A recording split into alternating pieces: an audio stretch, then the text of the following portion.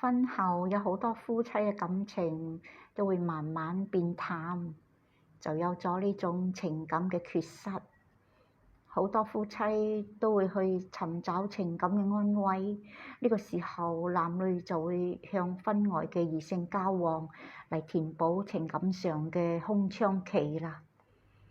但好可能就控制唔到自己，好多人都話佢哋經不起情感嘅誘惑，造成咗對婚姻嘅一種背叛啦。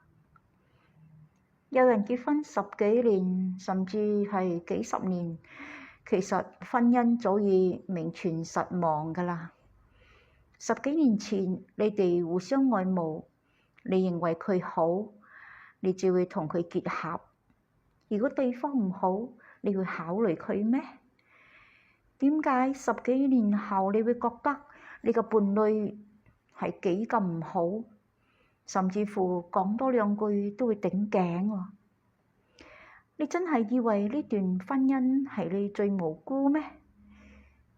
如果你哋彼此都走唔到落去，只有2條路，一係往前行，一係重新嚟過。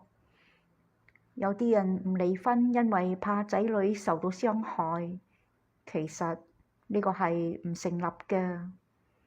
你哋將仔女推出嚟，話仔女最無辜，其實你係想借仔女嚟操控你嘅伴侶。仔女呢係2個都愛，2個都信㗎。